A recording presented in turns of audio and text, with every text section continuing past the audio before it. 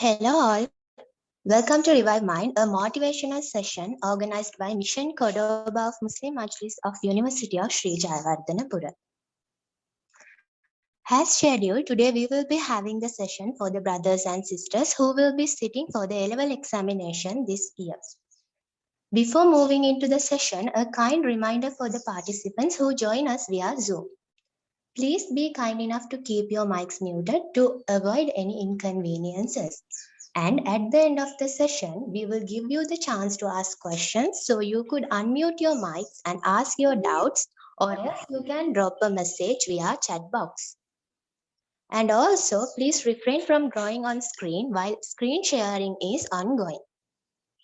And the participants who join us via YouTube can drop your doubts in the comment section. We will hopefully reach you at the end of the session. So, this warm welcome is for Akil Mohammed and Abdul Hakim, graduates of University of Sri Jayawardhanapura, to continue the program. If you're not willing to learn, no one can help you. If you're determined to learn, no one can stop you. Welcome to Divine Mind, a program for LOS students. I'm Abdul Hakim from the Faculty of Engineering, University of Sri Jayawardhanapura. So, before moving on, I'd like to tell how the session would continue. So, we'll be doing this in an interview or a discussion format. We have a very special guest for that. During A-levels, you might have felt stressed. Some people just scrape through, like me. But there are some amongst us who do phenomenally well. We've got someone like that with us today, Akil Mohammed. Not only is he a graduate from the University of Sri Jayawardhanapura and a SEMA past finalist, but is also the island first in the 2015 A-levels commerce stream. Akil, hi. Yes. Hello, Abdul. Hi. Hello, Akil. So I personally know you, but a lot of people might not. So can you tell a little bit about yourself? So you guys gave the good introduction on me. You just told me the like most of the stuff there is too. So about me, some might say that it's a little bit of extraordinary person, but just trust me, I'm just an ordinary person like you all. Everyone like you. I'm from Kurunagala. I had attended 3 schools, different schools, and I'm fortunate enough to be where I am today. So that's me. Right. So A-level 2021 is really close. So can you take us back to your A-levels, 2015? How did that look like?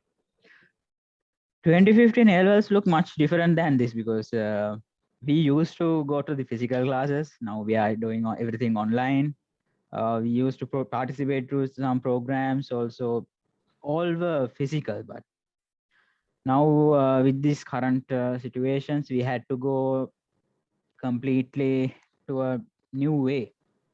So when I just want to tell you about my A-levels time, so A-levels started like even though we are doing it in 2015, it's just 2 years, like a 2-year course.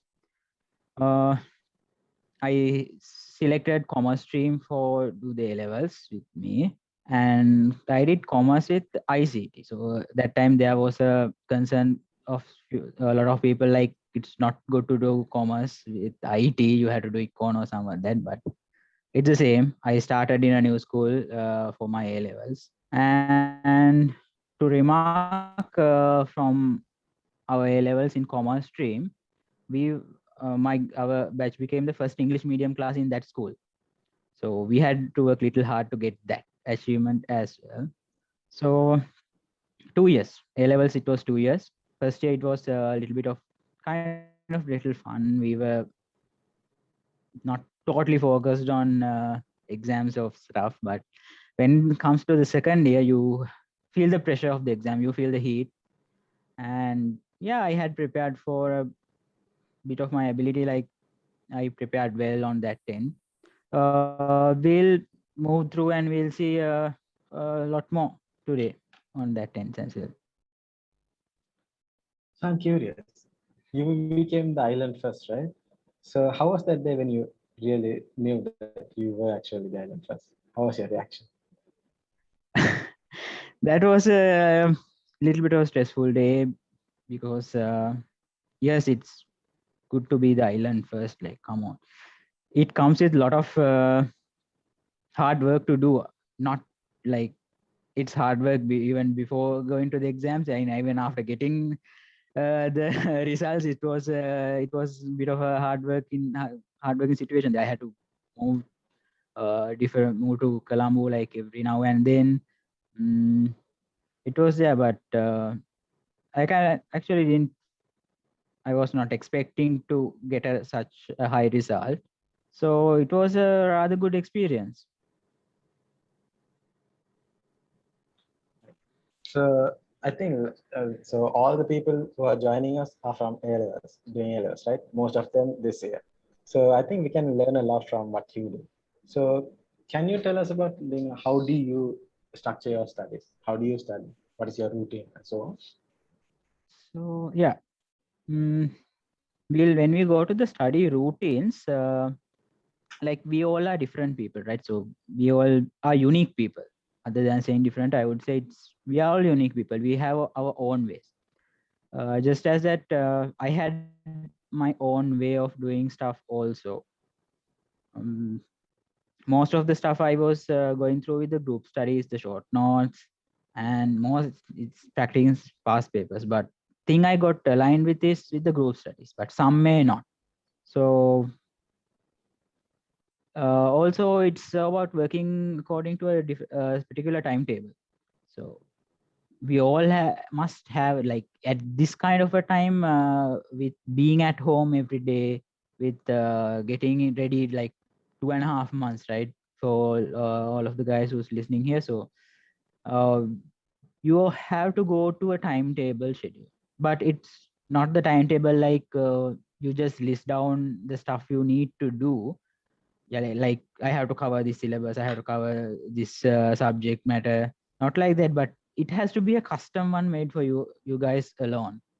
uh yeah, that is how it is. So if I further elaborate on all this stuff, let me just quickly take you to one of the presentations that I have.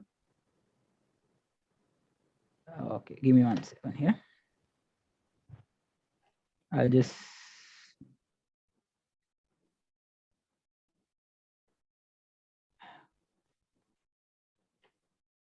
yeah, I'm gonna share the screen. Okay, so small thing I just worked out. Okay, you guys can see the screen, right, Abdul? Yeah. Yeah, this is small thing that I just worked out recently, like specifically for this, like what are the different methods that we use to study and how we have been doing. Like this is basically what I did. So first up is we have to make a timetable. So as I said before, this is the way others, all of the listeners today are facing the exams are too different than what we did. For that, timetable is an essential matter. So earlier, like before Uganda, earlier in our time, we know when the school starts, like when the classes are going to be, the times are fixed. But now the times are not fixed. Like it's too convenient that we have across all the areas, across anytime there might be an online session going on. So let me share you a few tips on like how to create your own timetable in here. So first thing is you don't have to focus specifically on a time to study, but you have to create some extra time. And another thing is you have to find out what you have to learn and by when. Now you guys know, like it's really close. Now you have to put up your deadlines earlier, and you just have to work on your own way. And next is fixing a daily routine and following it. So more about creating a timetable is like what you have. I'll just say what you have, you can do. First, just take a piece of paper and write down the normal things that you do.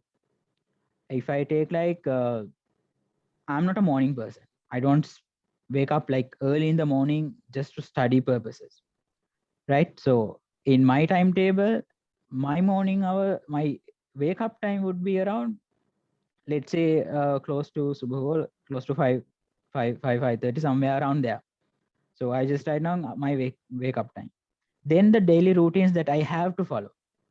So keeping a separate time gap. So every stuff you normally do, including all your hobbies, maybe watching a bit of TV, and you have to find how much of extra time you have, like how much of extra time actually like we waste on some other stuff, and you have to collect them accordingly, find the gaps in all the different days, and you allocate your own studies into that area. So that's how I was working during kind of the last 2 to 3 months of the time. And we go for the don'ts.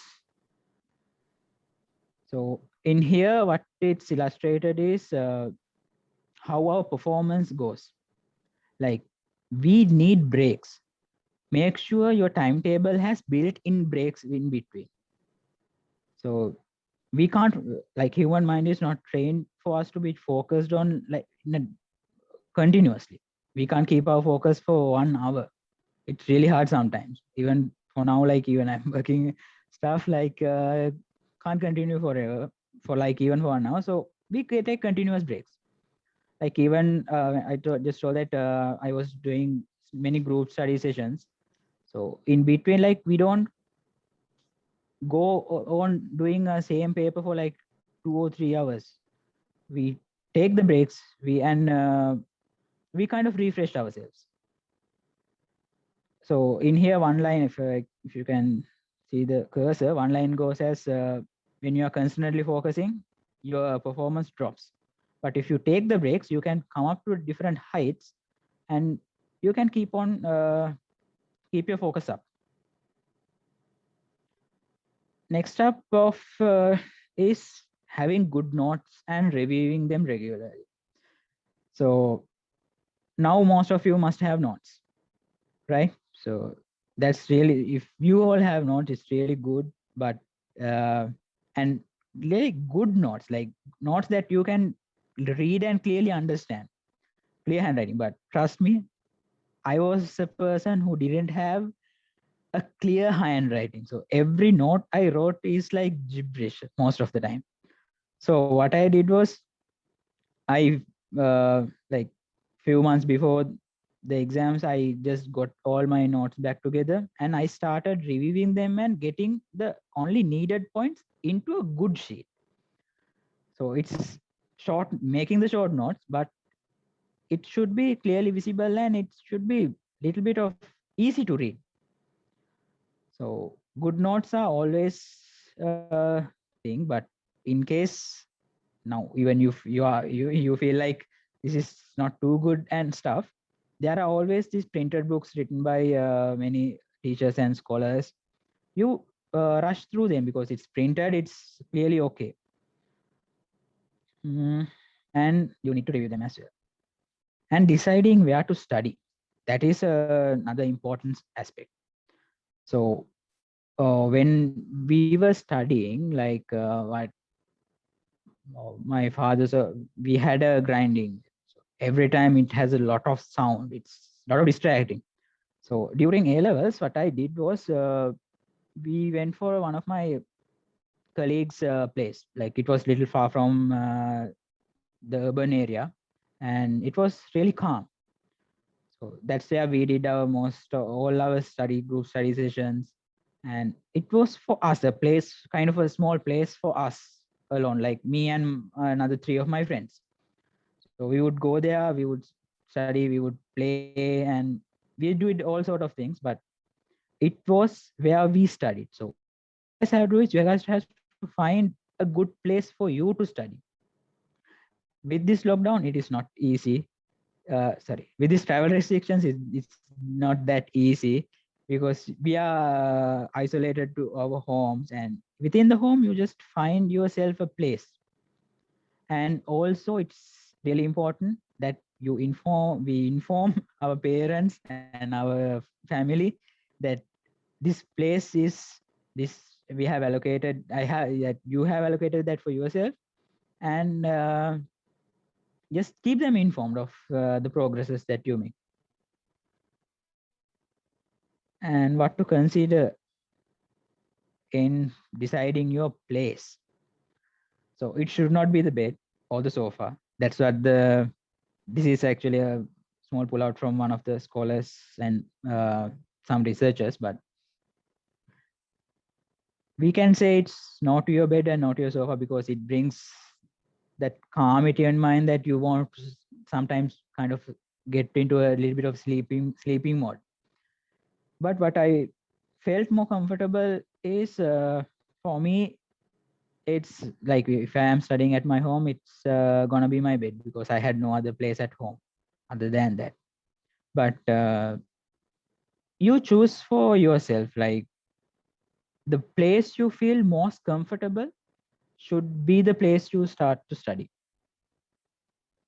And it obviously should be a place with less people, and we need to focus with ourselves. Should stay away from the kitchen, TV, and the PC. But yes, kitchen obviously you're gonna get distracted when your mom starts or someone starts to cook something. TV is obviously we getting distracted every time. And PC and mobile, it's now the current situation, like we can't actually see what's eye to eye on this aspect because it's all online. We had to attend the classes, we had to go through the notes and everything. Notes are being shared in PDF formats to everyone. So use your PCs and use your mobiles, but you should avoid social media applications. That is one of the most important. Just until the exam's done, you just have to try and avoid to the maximum of unnecessary usage of social media. Yes, we have to use, it's part of our life now, but we don't need to cling to it anymore. Like every time, like morning, the first thing we wake up, what we do is we just check our Facebook wall or the WhatsApp group. And the last thing we do when we go to the bed also, we just keep on checking on our social medias. And in between they, I'm pretty sure all of the people, even at this time, someone could be just uh, putting on the headphones or earphones, listening and just scrolling through a Facebook wall. But so at that time, your concentration is divided. So what I have read is whatever we take in visually, it goes into our brain like 80% of the time. What we hear, it's little less. And if we write something, we might forget it within a week. But if you combine all of this little stuff into, like, you just have to see for yourself, hear it and write it, all this if you combine all these things into your studies, into different concepts you learn, it's really easy to remember because you have 3 stimuli coming to form a one concept. Okay. And avoiding loud noises. You don't need a person like me kind of buzzing around when you are studying. Yes, I was talking about different stimuli we take in.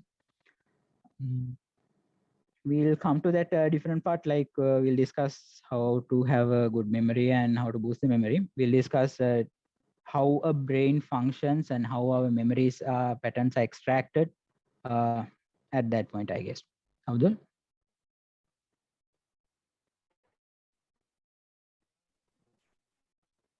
Right, I think we got a really comprehensive idea about how to study. So you mentioned, like, I wrote down stuff as short notes we have to study, and also get your family involved. Right? That's like, tell them you're going to study. That's a really important. And keep mobile phones. Yeah, that's like that's some of the first things you do when you get up, and last things you do. So I think we need to like, even if we can't like completely separate ourselves from social media, we can allocate some time, like 15 minutes in the morning. That's it. And then like that, so that we can. Yeah, we make the timetable, and if we stick to it, so first thing we said is like when you are making the timetable, you have to allocate a time for that as well, not just to in the morning, not just to brush your teeth, but also for the dinner, breakfast, lunch, and also a little bit of time for social media and for your own self. Taking care of your own self is really important. Yeah. I want to come back to a point that you mentioned before. You said group study sessions work for you a lot. So can you elaborate a bit on group study session? Especially because of the lockdown session, we can't get together, right? But we can still do the same platform, same media using platforms like Zoom and stuff like that. So can you tell a bit about group studies? Yeah. So group studies help me a lot in a little different ways, because when I am in a group study session, mostly sometimes I am explaining different concepts to my peers, or sometimes I'm learning from them. First part, when I am going to explain different concepts, firstly, I have to understand it perfectly. I have to understand it from the top to bottom of it. Because if a peer asks, when one of friends ask me a question, I should be able to answer it. So the areas that I am more comfortable with, concept I'm more comfortable with, I have an idea, I'm gonna teach to them. I'm gonna share the experience. I'm gonna share how I remember the different concepts. So it's refreshed over time. So you remember it well. And another thing is that when a friend explains to you a concept, he or she explains it in the basics level that even you understands, because both you and both me and my friend are in the same level, same thinking patterns, right? So when a friend when one of the friends explain it, it sticks to our mind easy. The same concept like what we do in our campus, we call as we are having kuppies, right? So even the lecturer lecturer gets like 1.5 or 2 hours to explain a concept, but a fellow friend could do it in like 15 minutes or so, and we still understand it. So that is a way to go, where like we all benefit from each other. Yes, this is a competitive exam. A levels are like much more competitive than O levels, because it's a milestone in everyone's life. But yes, everyone can pass. So we all have to collaborate with each other, and we'll need to make us all winners at the end. Yeah, like as I've heard, like the best way to learn something is to teach it, right? So that's part of a group study session as well. Yeah. So let's move on to the next one. I think there's a problem that a lot of us face when we're doing A-levels. That is stress. Now you see the amount of books piling up on your table and like all the things you got to study and all. And also sometimes you feel your family expects from you different things, and like that pressure also sometimes build up on you. So how can you handle stress? Yeah, stress is kind of it's both a thing that we need and also a thing that will harm us. We should have a little bit of amount of stress. We should, because a little bit of stress is healthy. What we call is a healthy level of stress, because it keeps us focused, and it could lead us to a good place. That's one level of stress. But yes, we are facing with a lot of different stress these days, because we all are we all basically we are being at home, we are being condensed with only a limited crowd of people. Things could escalate, but we can see our books piling up every day.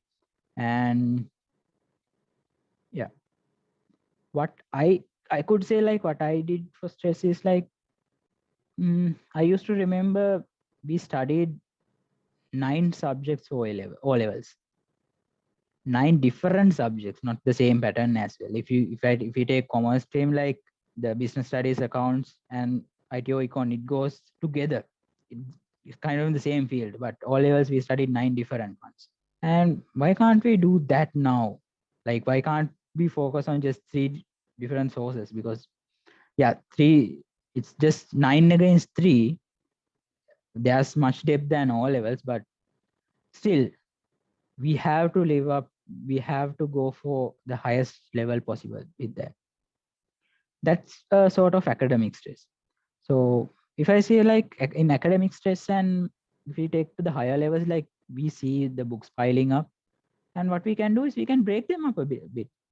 Like we keep a set of books like only for us to, for our visible range, that you have to finish up. So when we see a little bit of amount of work, we are too comfortable and we'll finish it soon, because we are eagerly needed, we eagerly need our free time to be more. So when that set finishes, you can keep another small set. In like that, you have to break up your total syllabus or the scope you have to cover. Break into small chunks, and you work on a small chunks. The small things always matter. And another thing is like we always expect to be on the best of our, to get the best marks possible. Yeah, we are doing everything I did everything I can to get the best marks possible. But there are all things where places that I had failed. I had failed sometimes miserably. So before the exams, the final like term tests and other, when I'm practicing questions. So when I'm practicing questions, sometimes I'm getting stuck at one position and I can't move from that. So in some cases like that, then I might feel a little withdrawn, like I'm not up to my expectations. Because specifically for me, like I excelled really well in all levels, and then I am getting stuck at a one small question, like even an MCQ, even an essay type. There is only a one small area that I can't remember when I'm practicing. It affects me. It really affects me. It's not just me, like everyone who has experiences it, creates a little bit of an amount of stress. But it's in our hand to turn that stress that we see and we feel into a positive vibe. So if I'm getting stuck at a question, I'm gonna keep that at the separate place and move on with the rest. But I'm gonna make a target, make a goal for me, a objective for me, a target for me, that I am gonna study that part perfectly before I go for the next practice session. So it's all about having that. We feel the stress, but it's about converting it to a more balanceable and suitable way for us. And yes, time constraint, keeping a clock is really, I could say, like it gets a lot of stress with the clock. But yes, clock is needed. Like uh, out of everything, the time constraint and the keeping the clock, that should be our positive level of stress that we have to maintain. Uh, if I take about like making the stress a little bit more easy, is like we have to make learning fun. Learning is like not always we are referring a book and we are studying each theory lesson by lesson by lesson, concept by concept by concept. But it's not just that. We have to see how these theories, these concepts we learn are getting practiced in the real life. Because the ones that I learned during my A levels, like I'm working now at a plant, and we are using those stuff. We are using different concepts that we learn. We are using cost accounting, management accounting, everything that we learn, we are using them. what I earlier when I was in A levels, what I did was I used to search how these concepts I learn are getting practical use. If we are not feeling that what we learn are not being used in a certain way, then sometimes we will feel like it's not worth to learn it. But trust me, everything is worth to learn. So only thing is like we have to see the practical ways of using it. We can go on YouTube, the Google, that there are different platforms available, and we can find out how these concepts are being used for now. Even a simple program as even the OLL, Pythagoras theorem or some other small ones, they are getting being used in different multiple big projects as well.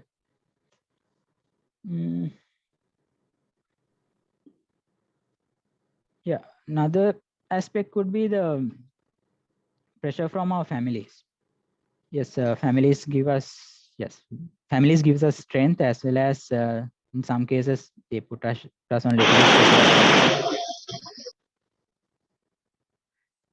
But we have to see it in the long term goals. So managing all the stress, these ones, but we have to see like what we see ourselves in 10 to 15 years afterwards. When I was doing my O levels, I saw myself what I have to do, what I will be doing in next 10 to 15 years. Now I am bit of close to that goal that what I had in my mind when I was in O levels. Because what I did at that time was I saw I wanted to be in this level. I had to go to a corporate. I have to earn a really good living for my family. And then I focused myself there, and I calculated the steps backward, like for to be in that position, what I have to do now. So that's where like I started like focusing on the long term, and that really helped me cope with the stress and the pressure that I might be feeling from a family side. Because sometimes, some cases, we had rough days, we had rough months sometimes, but yes, but I kept my focus, thinking for myself like, if I study well now, I do this now, if I completed my A level somehow and go to the university, get the corporate, and I had my whole plan before laying before my eyes every time when something that was there. So we have to see ourselves for the future. We have to focus there, and we have to have our ladder ready, our program, like the life's program ready to support those goals. Another way is there are different ways. Like, we shouldn't avoid our hobbies. Whatever I did, whatever stress I feel like, when I'm a little bit of a geek on the sci-fi stuff and this other physics stuff, sci-fi's and everything. So when I have a little bit of free time, I used to read this some physics books. Physics means like theoretical physics, astronomical physics, so sci-fi stuff basically. So I used to read the sci-fi stuff. I used to watch movies, watch anything that interests me to keep me going. So we have to keep ourselves centered, and we have to make ourselves worth it, make ourselves content by following our goal, as well as keeping our hobbies in check. I used to play chess. I was always up. Anyway, I'm up for a game at any time. So even though in the last last month or so, I never uh, got rid of any of the hobbies that I had. Another interesting thing, but something that I won't recommend doing for everyone is like the day before the exams, I still do like I used to stop all the academic stuff at the night. I would just watch a film. Like, it's totally for out of. It's not that something that I would recommend for everyone, but I had to keep myself mind clear for the next day, so that without any stress, I had to go for the exam. So I want to get clear. So I was doing the favorite thing.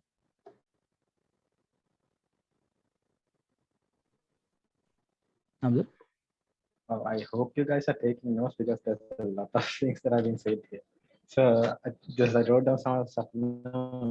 Like when things pile up, take step by step. As the saying goes, how do you eat an elephant? One bite at a time. So and also I like really love the things that how you respond to it.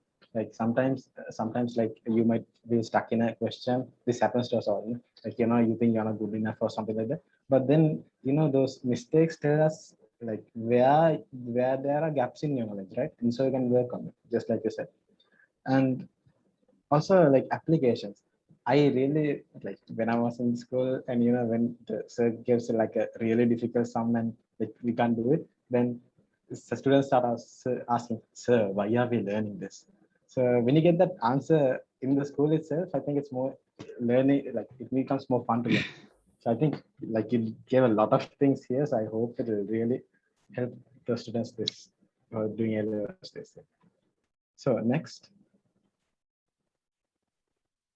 we're going to prepare for exams. So before that, shall we move on to the mind?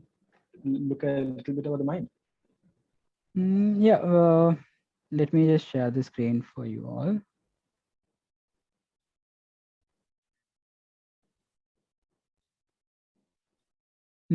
Yes. Yeah. So we have a bit of a presentation here, like how our mind works at two different entities. So different places, like how we do. If Abdul, if you could take us through the two modes that in here. Yeah, sure.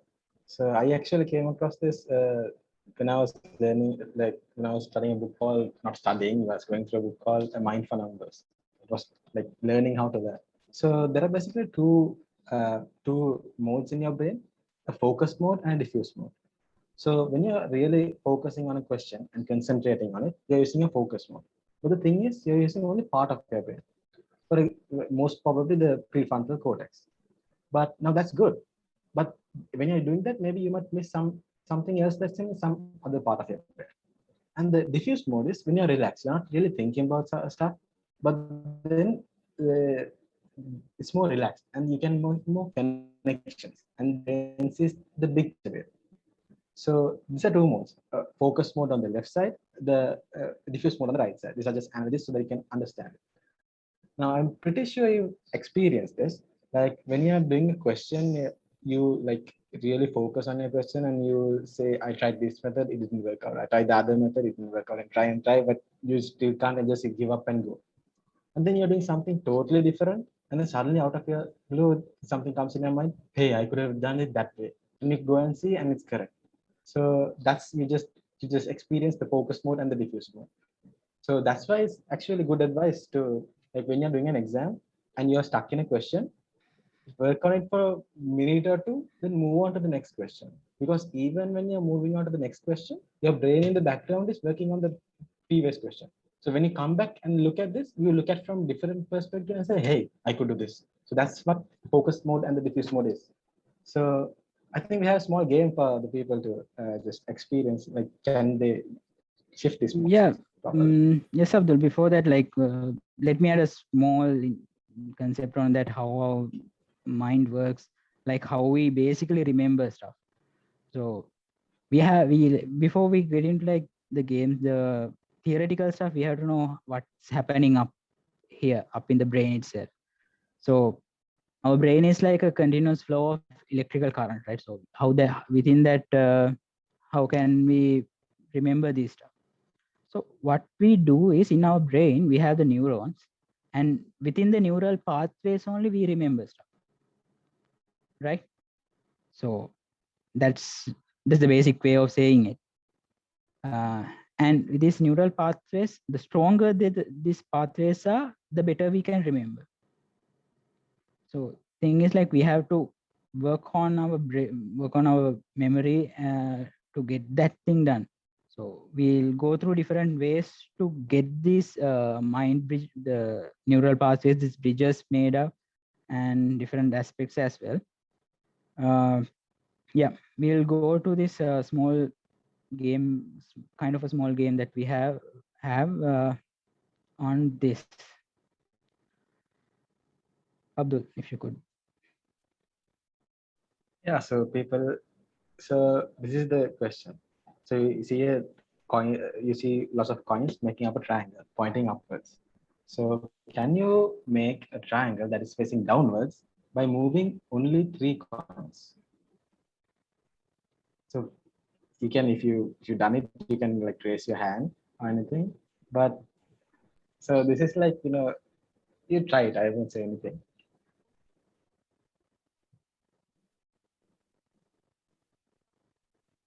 Wow, there are a lot of people who are raising their hands. So some people, like when I read this, what they said was like some children, get it instantly. But some professors who like very intelligent professors work on it for so long and they uh, give up on it. So I think others, let's also give others a chance. So you guys can take a screenshot or a photo or something, and at the end we'll come back to this. So try it. What you need to do is just make this triangle a triangle facing downwards with by moving just 3 coins. So let's see at the end, right? Let's see at then. And yes, Abdul, shall we come to the different methods of studying, like how to get our brain to work with us, like we want, and how to do that? So, shall I? Yeah, over to you. Yes. And there are different ways, like what we write, what we read, what we teach and stuff. But what I want to get you guys in here is the different study tricks that we could use. Like it's kind of, we are in a bit of a hurry in here. Like it's just a little bit of time for the exams and what we can do. One way is acronyms or mnemonics, what we call. So this is where like we get the first letters of some concept that we need to remember, and we make an acronym for it, right? So you guys might have already known this, but this really works. And let me get you to what, it's another small game like what I have here. So let's just say like there's one question where we have is we have to remember the kings and queens of England. So I have listed the kings and queens that ruled England until Elizabeth's here. So it is what you guys have to do is guys have to remember this in order. It will be King George the First, King George the Second, King George the Third, then Queen Victoria, Queen Anne, King William the Fourth, King Edward the Seventh, and Queen Elizabeth the Second. We'll give like 2 to 3 minutes, like a small amount of time. Just try to remember and just say it out. Just try to remember and see if you can remember them all. So I'm going back to this. Just if you could remember them all, if you say if you could remember, you could raise your hand and we'll see. Yeah, put it in the chat, man. Yeah, you can put it in the chat as well.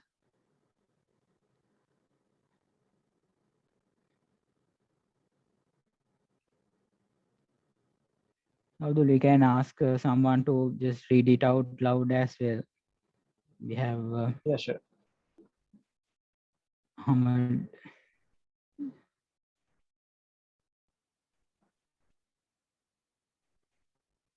Shall we ask? I think let's move to the next part. Like that's the easy way to remember this. Right. We have like a limited amount of time. So this is one way to remember this.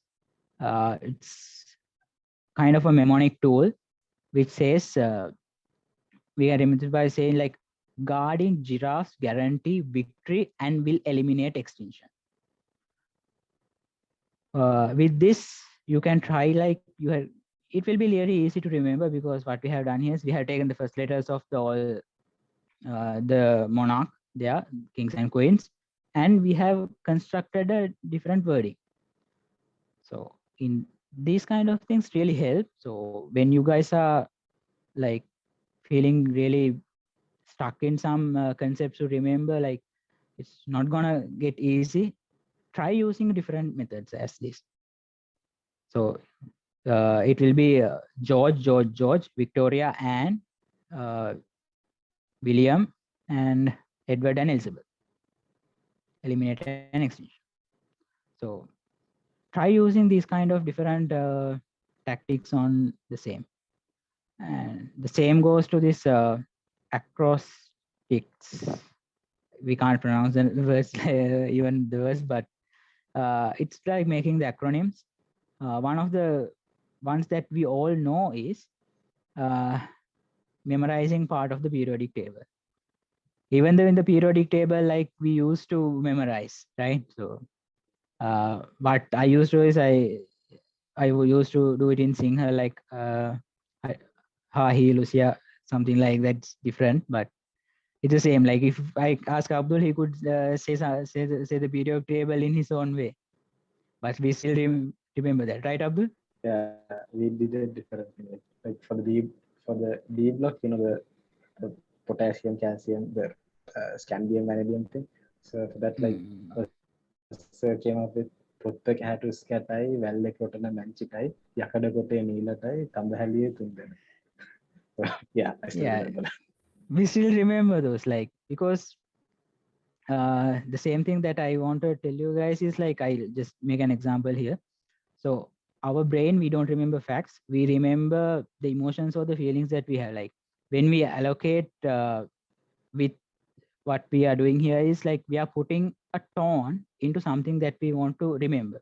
So when we combine two or more stimuli, like we remember it a lot. Like we can remember it for ages sometimes. And another thing is like the same thing that I said, a little bit of kind of same thing that I said is breaking up the concepts that we have. So there could be a really long concept, so some stuff that we need to study, like, but we need to have to break it up into small chunks so that we remember it. So to give you an example, this is just a random number. This is a random number. Just last night I just typed this, and as soon as we see this, like it's a lot of numbers, like it's just 10 digits, it's 10 digits of numbers, like, but can anyone just memorize this as of an instant? So again, up to you guys. You could just raise your hands if you think you have memorized this.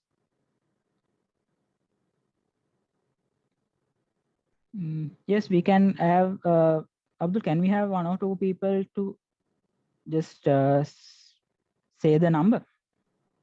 Yeah, sure. Anyone can unmute themselves. You can do. 784-836-5417. Is that Yeah. right? 5416. Right? I guess you said 7. I get. Yeah, That's really good. that's really good. That's really good. Like it's not. It's really hard to memorize something like that. It's an instant, but with what he said, I don't know, like if anyone really heard that or like felt that he had broken that number into different spaces just by like saying it. Like 7, there was a small pause, and then he continued. So that is kind of a thing like what we are looking here. So these are some examples that we can use to memorize. This is the same number. We can like 7848375416. The same way like we used to memorize sometimes we memorize our mobile numbers, right? So we break into different chunks. So it makes it gets the load of our brain a little less. We remember we have the same set of data, but we are breaking it to different chunks and we are storing it in a easy way. So when we need to remember that, our brain can quickly go up to a small part, it's 7, and it retrieves that. Attached with 7 is another small chunk. So if we want to get the full chunk, it's going to be a little bit of hard job little bit of hard. So that's one part. Another is like we are taking these mental pictures. It's another way of remembering stuff, like all the concepts, all the notes that we have to memorize. Sometimes we have to memorize these equations and all. So we have to take a mental picture of that. Like we have to allocate different for each variables. What we could do is we can allocate a name or a place or something that is so comfortable with us, so close to us, and we take a mental picture of that. And then when we want to remember, we just remember the favorite picture of us, a picture, and then we can easily remember it backwards as well. Same goes with let me get back to this. The Mind Palace. Same goes with the Mind Palace. The concept behind the Mind Palace is like we select a place that is close to us, that we are familiar with, and in each situation, like, and we are walking through this palace. So it could be your home, it could be any place that you like, and just as you imagine yourself walking through, and you place different things that you need to remember among different objects. So it's with practice you have to do that. We need to have great practice at this. That is another different aspects that we can gain. So there's one important thing amidst of everything that what we do. There's one important thing, that is sleep. We need to have a proper rest to our body. No matter what we do, we need to have proper sleep. So yes, do everything, have everything ready. We have to work hard, but also we need to, it's important for us, our body to rest and get some sleep. So these are a little bit of side effects of missing sleep. So we might get cognitive impairment, memory lapses, impaired moral judgment, decreased creativity, like even risk of type 2 diabetes. It has a lot of negative things if we lose sleep. What I would say is, like, no matter what you do, don't give up your sleep, or like don't sacrifice a good portion of your sleep for what we do, because at the end of the day, it's us who has to take care of ourselves, and you need to rest yourself. So even when you are making your own timetables, just allocate enough time for your sleep. That is an important thing. Just, it's time for you all to take action on that. Let me stop the share here. Right. Um, I also heard that, one thing that can like annul all the things you've done before is not having enough sleep before the exam. Yeah, right? yeah. So I think we talked a bit about exams. So there are only 2.5 months remaining for exams for the A levels this year. So there are some people who might have prepared really well, but some people not so well as well. I even got a chat message regarding this.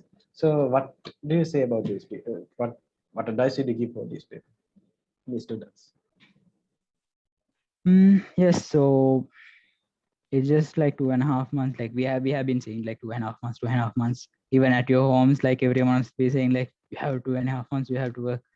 Yeah, but yes, but you have to first analyze yourself, like just like Abdul said, like how much of work you have to do, and how much you are prepared in.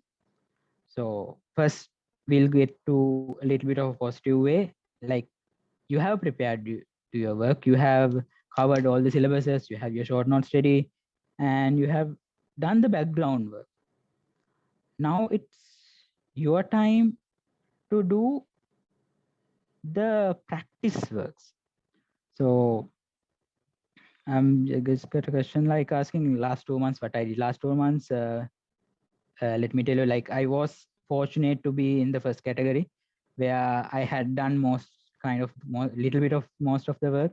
And uh, last with the last 3 months, the first month I allocated myself to cover up the rest of the work I had, and I will start to work on the past papers.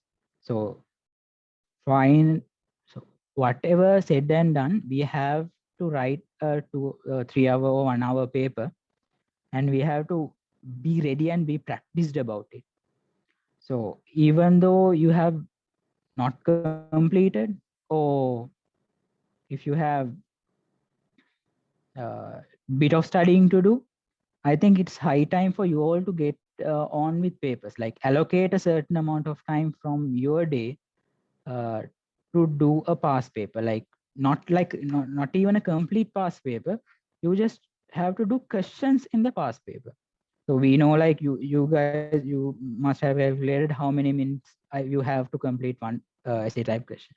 So time it, complete that essay type question, and if you have any doubts then and there itself, after completing that question in that particular time period, go back to your notes and refer them again. So that's what actually I did throughout everything. So I was not doing the complete papers all the time. I did 1 or 2 complete papers, but I practiced the questions a lot. I timed the questions and I practiced the questions, not the papers. You have to understand that concept here. Like you have to do the question and go back to the concepts, the notes, and refresh. That would be most advantageous at I would say at this point. So That's like my personal way, but it could depend on how you all are. Like you all are unique people, so you all have to find your own way of allocating your time into the different works that we are seeing. So I got a question. I see you talked a little bit about short notes. So how do you prepare perfect short notes? So want to add anything on that? So let me just small corrective there. Like there's nothing like a perfect short note. Like short note is something personal. Like sometimes the notes I take as short notes might not be short notes for you, but like what I took down as short notes is sometimes the stuff that that I thought I can't remember during study session, or sometimes some concepts that I used that I was not feeling really good with, not feeling really not comfortable with. Yeah, the short notes, like it's totally dependent on each people. So when you are going through the notes, it's better you just jot down small things that you think that is important. Like there will be a huge pile of books, but at the end of the day, like it has to be condensed into at least one book of items. Like you think it's, if I write this down, I will remember the rest of the notes. So you have, that should be a connection one. That should be like a chain. So when I was writing the short notes, I would write sometimes I would write just 1 or 2 words. And with those 1 or 2 words, I could remember the whole concepts behind it.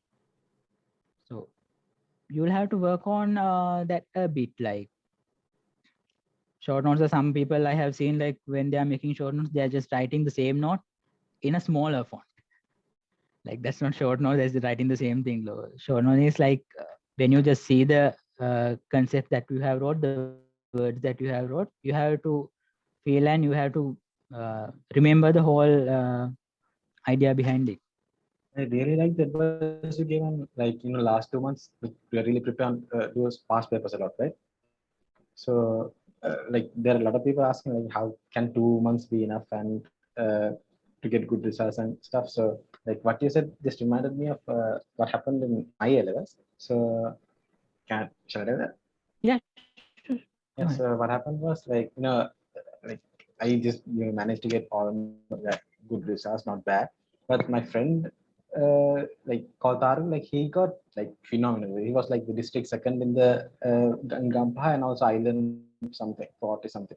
So, but the thing was, me and him was like we had the same marks. Like for like the last term chemistry, like he had 60 marks and I got 60 marks. So like went and to him and asked like, bro, how did he like, go so high? So he said, last 2 months he did all the past papers twice alone. So and that's what he got. That's what got him that big rank. So like that I remember that when you said in the last 2 months you focus on past papers and do this stuff. So I think you can get a really like much better than what you are right now, right? Yeah. So it's all about getting practice and getting yourself ready for this 1 hour or 3 hour paper. So I'll like ask a few more questions and then open the floor for Q&A. So like today is different, right? Like when we were doing A-levels, like it was totally different. Now these days all the studies are going online and all this stuff. So we have a lot of challenges. So and exams are also getting postponed. Like this is August. Like usually we get August, we get the exams. Now exams are all getting postponed. So how can students deal with these challenges that they face? Yes, Abdul. So taking one of the first things is like exams might get postponed and exams are getting postponed. But first stuff is like if the exams are to be held on a specific date, like first we have to make ourselves ready. We have to set our timeline just 2 months and get on with the work what we are doing. We have to put a double effort and do it. But in case like some had experiences, it's getting postponed. Sometimes like even if that happens to myself, like it recently happened to myself and I got frustrated, like why I can't complete that and get on with it.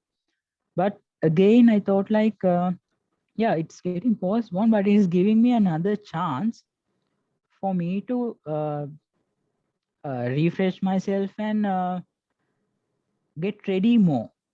So it's all in our mind, and like we have to take the positive on every aspect as such. Like even if we get this we all are we can mark the all the persons who are in here as Gen Z, the new generation with the technology who are so fluent in technology and stuff.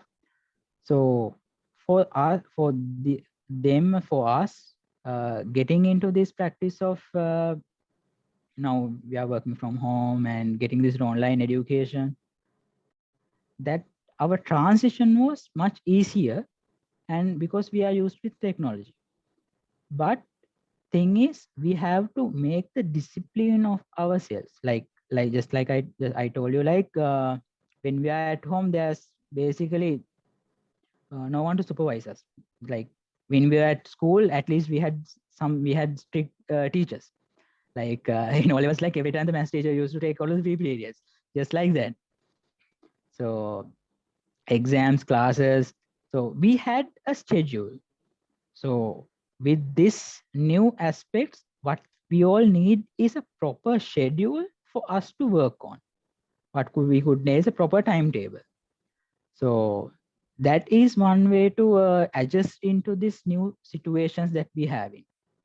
So, and another thing is, even for group study sessions, we couldn't physically participate, but now we can participate remotely. So we have to adapt and keep a positive mindset in all ways. Yeah. So another thing is like with this being a third world country, as Sri Lanka is a developing country, and most of the some people are like must be having facilities, and some might not be having the facilities. So we all of the persons who are here today are fortunate, and because we have the facilities, but there might be people who are not. So what I can say to you guys is just go and help them, like help them however you can, because it's really good. Like whatever we give, it comes back to us. So in that concept, like I already told that it's competitive exam, but we all need to work together. to get off this milestone of in our life. You answered that. So there are a lot of, I think maybe we'll open the floor for Q&A, right? Mm, I think there are a lot of, yes.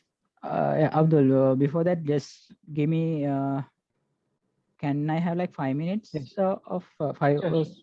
little bit of time, because like this, I want to speak about like after A levels, what is to be there. Okay. So we'll go to that. So we'll have a small session on that. Let me share the screen. Yeah. So education is a lifelong process. So each day for us could be an exam, is an exam, right? So let me just take you through what it is here. You can see the screen. Do we really need to study after A levels? Yeah, that's a question that everyone asks. Like, we have been working so hard for 2 months, so 2 years, and after that, isn't there any free time for us not to study, kind of like that? Yeah, we need. But here I have shown is the job postings by educational requirements. So for go to a decent job in the current situation, the current concepts, like most companies require like 88.5% of the companies require a bachelor's degree. So that's a really high amount. Like, we have to put ourselves there in itself. So for that, education is an requirement there. So, but there are not only education, it's the qualifications that matters. There are different types. We have degrees, diplomas, and professional certificates. So after A levels, you could either go through academic qualifications like degrees, diplomas, like what I have done, and Abdul and all the undergraduates are doing, or you can go into certifications as well. Because sometimes, yes, there is a chance that I don't want anyone to get discouraged. There is a chance, there's a small chance that some might not be able to get through the A levels.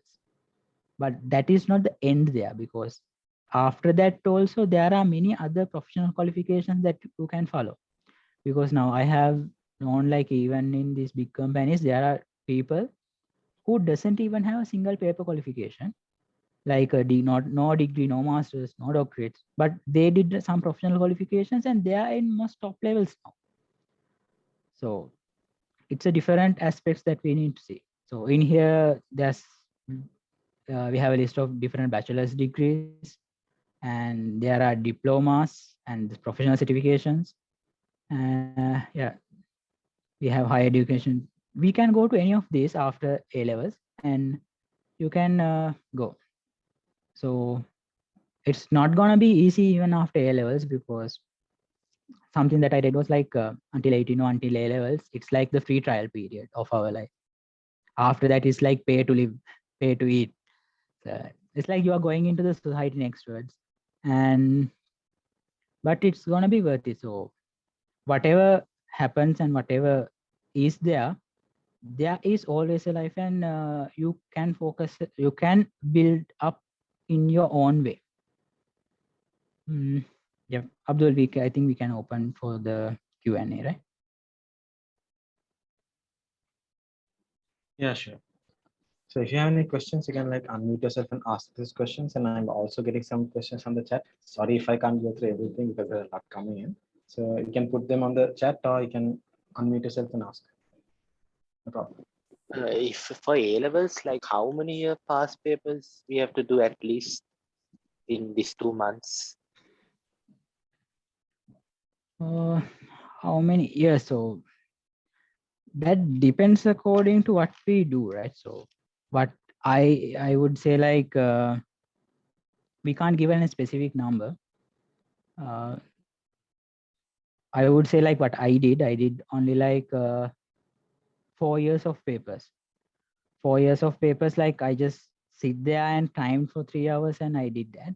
But other than that, what I had done is like I said, I just practiced different small questions there.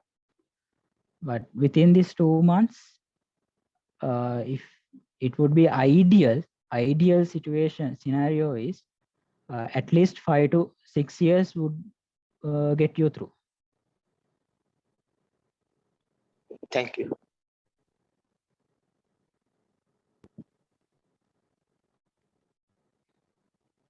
Yeah, there is a message like, would 2 months be enough for the best results? Yeah. Yes, 2 months is the crucial 2 months. So if we work hard and if you all work smart, it is enough for a really good results. It would, like just Abdul told at the beginning. There was Abdul told like, if you are determined to study, like nobody could stop you. So that's the same thing. Like you be determined and complete.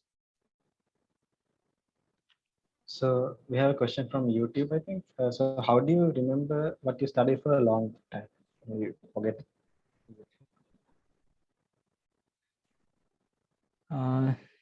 Yes, so study how to remember for a long time. So it's basically the different devices that I spoke to you on.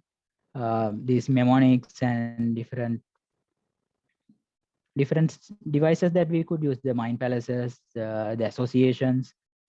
So those kind of things really help us. But one thing that I would really say is like, we have, other than just reading and remembering stuff, if we should try to understand the core concepts of it, understand the basis, and go ahead and with that, if we get a clear idea from end to end what has happened, how the concepts was derived, and how the equations, sometimes the equations got derived as well, and that could help us a lot, I'd say.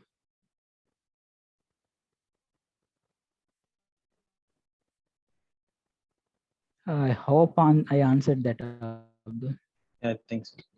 So, like the thing is like our visual memory is much more powerful than our like repetition, like you repeat stuff, right? Yes. You guys can unmute and ask now, or you can put it in the chat.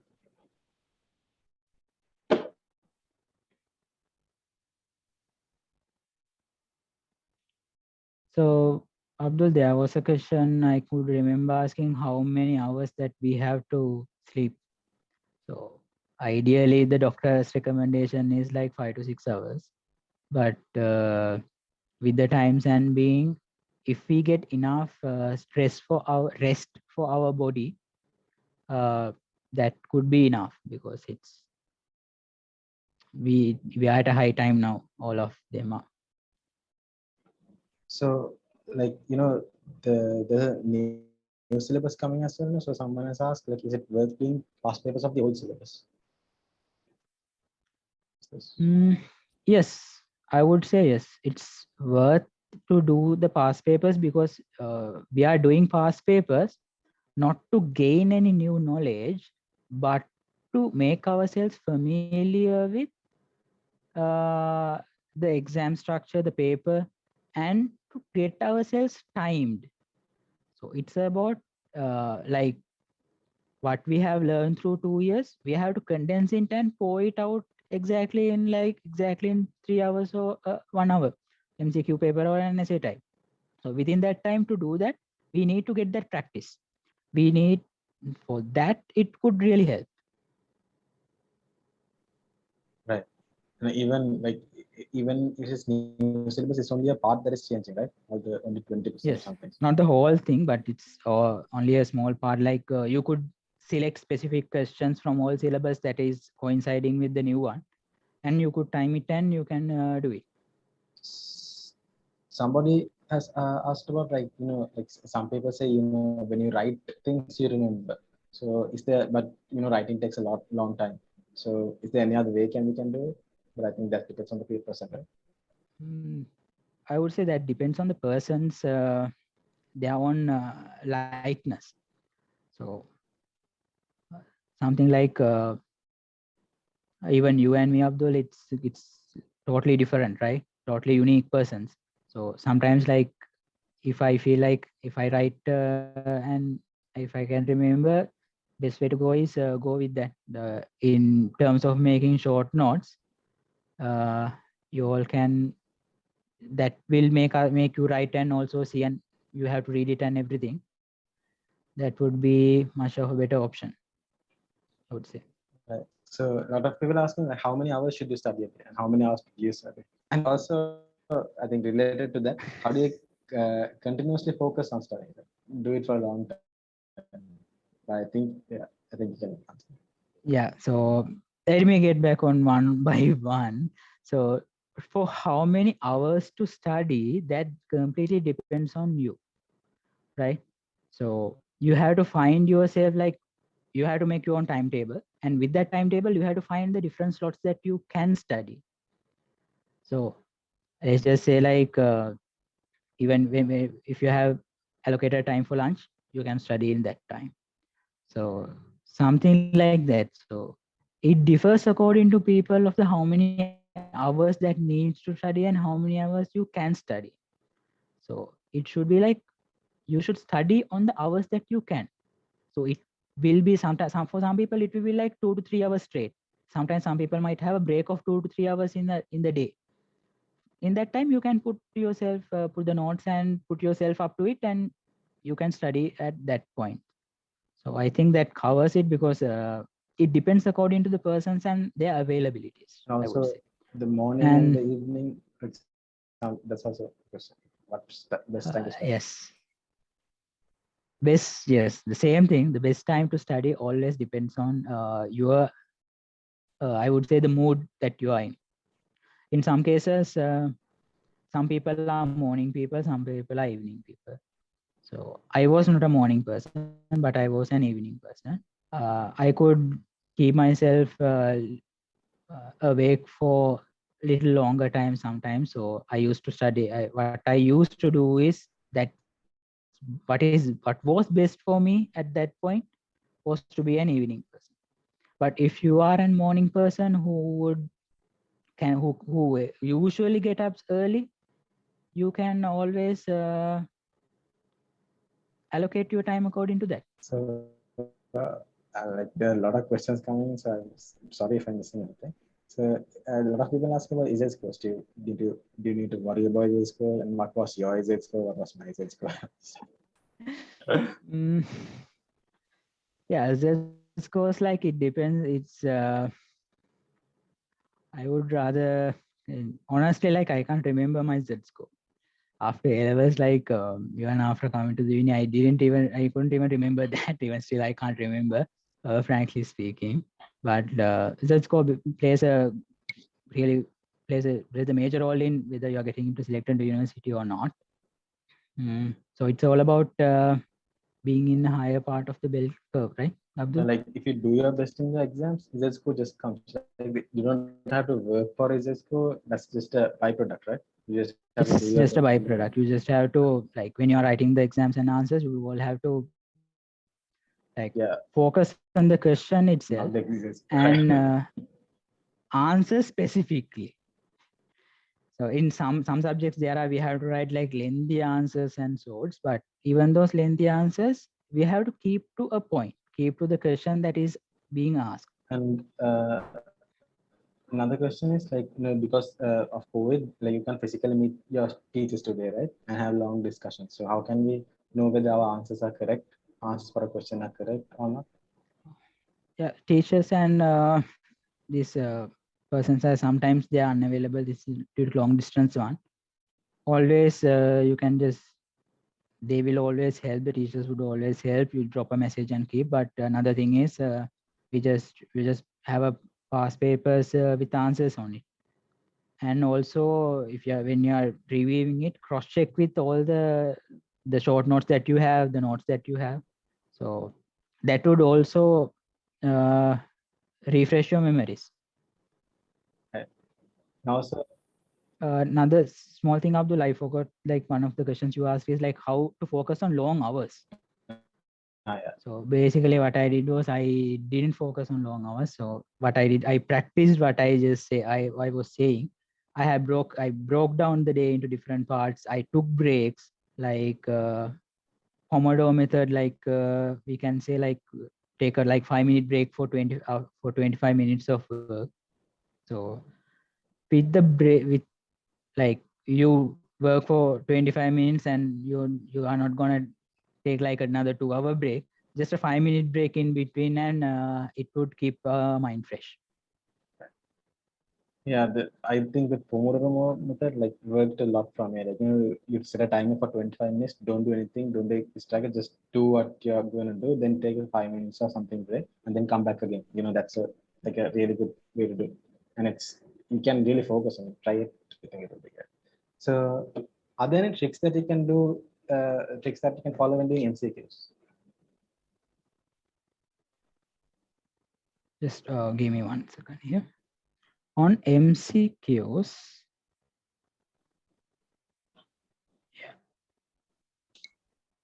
on MCQs, it's about like getting our memory refreshed. So there are different techniques that we can follow. Like if we know the answer, we can just take it, but we can go on from eliminating the wrong answers that we know of. That's kind of the one of the methods that I used, like eliminating the incorrect answers that I know that as incorrect. So if we have like 5 normal MCQ, like let's say like 4 answers. So if I eliminate 2, only have to keep thinking of just another 2 options I have to choose. So eliminating the obviously incorrect ones is a good way to in my view. Abdul, any idea from you? Like, Yeah, even that's also yeah. good. Or sometimes people say, work on it, work on it. Like for example, if it's a physics sum, most probably the MCQs they mix up the units and stuff. So you work it by your hand and you get an answer. You see if the answer is there. So that's like another method you can do it because the units sometimes you get a bit jumbled up. So that could be. Yeah. So and this question: is it good to rely on a teacher's guide? To rely on a teacher's guide. So teachers guides are like it's I would say it's for the teachers. They would I have not seen a few teachers guide that would go on explaining into the greater details of the concept sometimes. So if there is, you can also use that for a short note or some stuff. But I would say get your hands on each and every resource you can. Maybe the teacher's guide, past papers, notes of a friend, doesn't matter. Get the hands on every resource you can, and then work on it. Work on the stuff. Right. So I think some questions like I think we answered, but I'll say again, like how do we overcome laziness and how do you continuously start getting distracted from stuff with phones and all this stuff. So I think we sort of answered that, but you want to add anything? So yeah, laziness is part of our habitat. Like uh, we don't like to do. Sometimes we don't like to do the heavy stuff like heavy lifting and stuff. So overcoming laziness is it's with determination that we can. We have to be determined to achieve what we can achieve, like to the highest levels. We always have to we have to try and go beyond what we currently are at. So we have to be determined and do, yeah.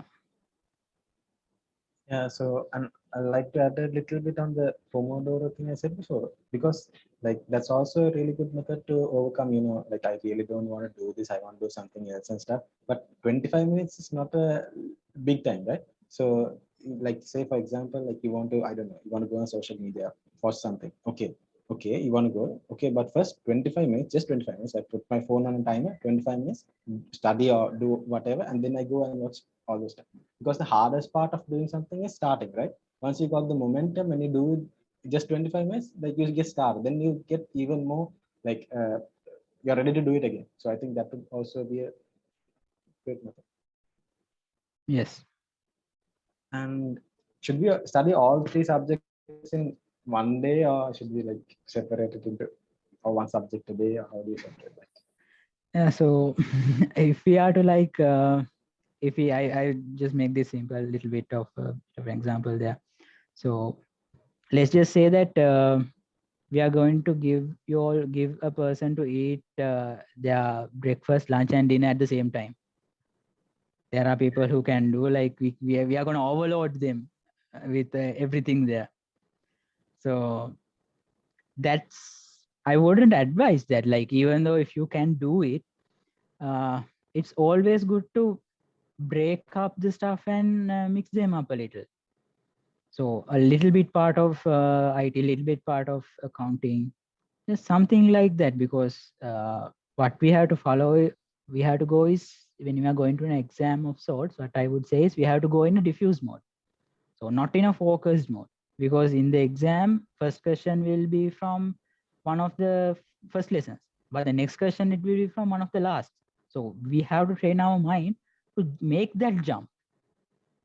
So for that, in the basis of the studying itself, it would be much better. What I feel is much better for you all to mix up a few study sessions. So one subject, the second and the third, take small chunks and a little bit mix up, like not the full set, but a considerable part. Right, I think you answered.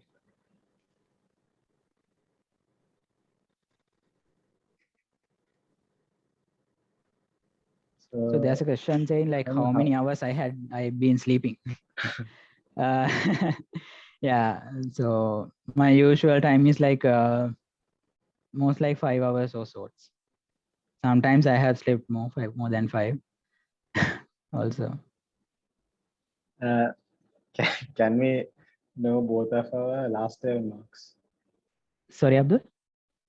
Can we know the last term marks? Yeah, last term marks. Last term marks. I am pretty sure I was in the class first. I was not among the first first 3 in the class. Like we had only like 15 students, and I was not among the first 3. That I'm pretty sure about that. I can't remember anything of mine. Only chemistry. Me and Taruka, we both got 60, so that was, I remember that. So yeah, like last term marks, like you say, last term mark. Lots of people say last term marks is A-level marks. Not really true, right? But you can. It's not really true, like, because even after the last term is ended, all the people are left with like another few more months for them to work on. So this is that time period. So people who had got high marks in the last term, they might think that they are really good. They are really good. Like they are good, and sometimes they might get in over their head.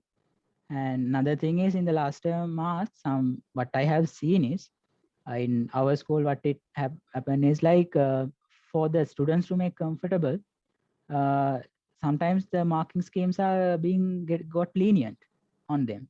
So for that we sometimes got high marks, but it's just a mark that they give, but not the final mark. So you all have like another remaining time for you all to work on.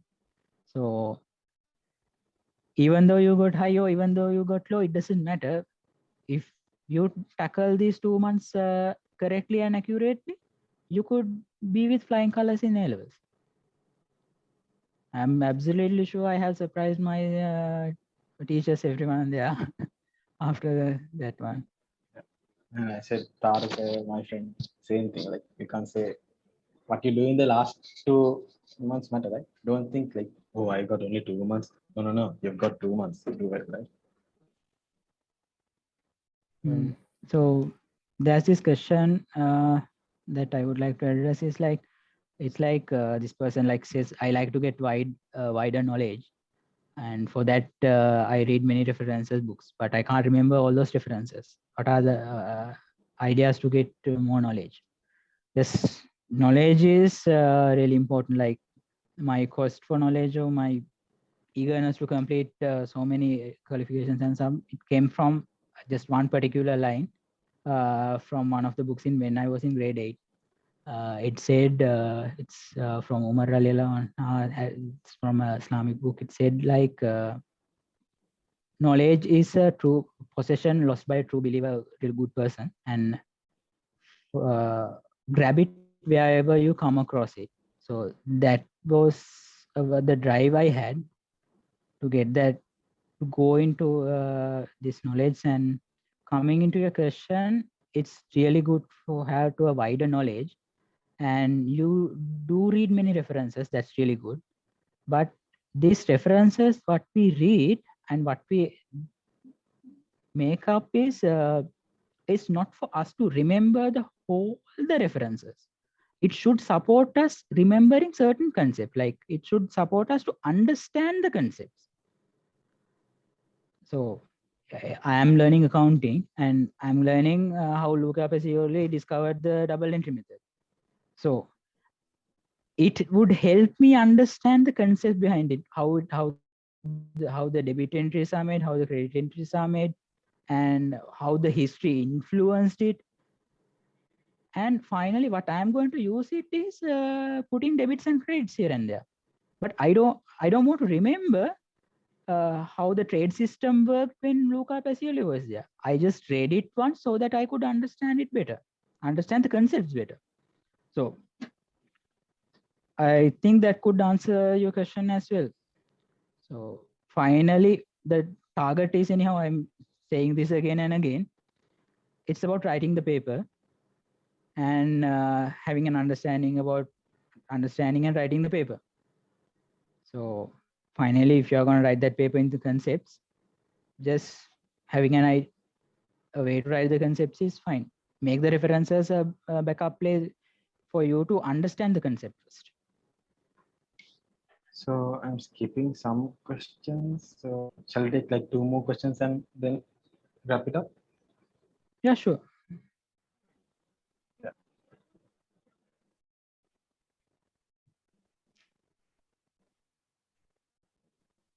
Okay, how do you study theory subjects like business studies? Yes, theory subjects of business studies. This is getting little bit specific to commerce students.